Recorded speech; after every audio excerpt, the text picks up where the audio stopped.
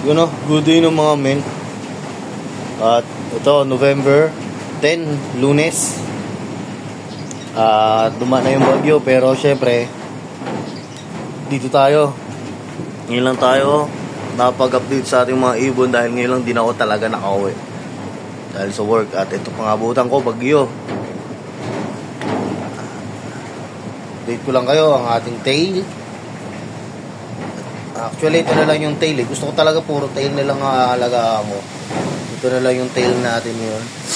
Tapos, ang ating pinches. Puro pinches, puro lalaki po yan, mga. Ayan siya.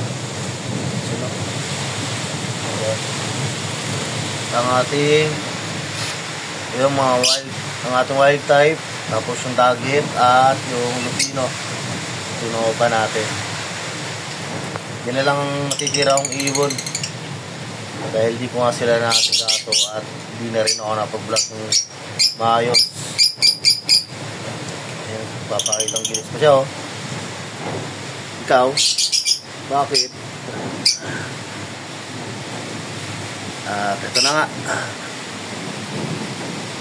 dahil dito sa labas, papakita ko lang sa inyo, no, mga men.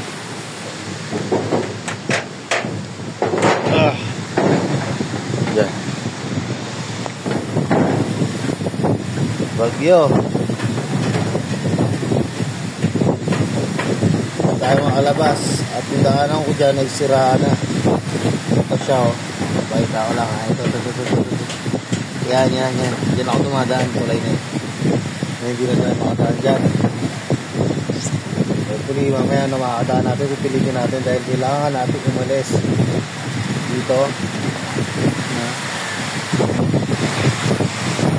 Kapag ako na pumasok yung bahay sa likod ko siya actually, kaya hindi siya mabidyo kasi lakas pa ng ulan at hangin.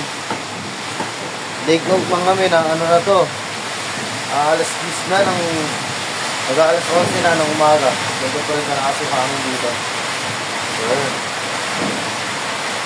Ganito na lang muna ng mga men. Dito na lang ulit yun. So diba, ito inaayos ko na. Update ko na lang ulit yun. Thank you, no, sa nanonood ng ating konting update.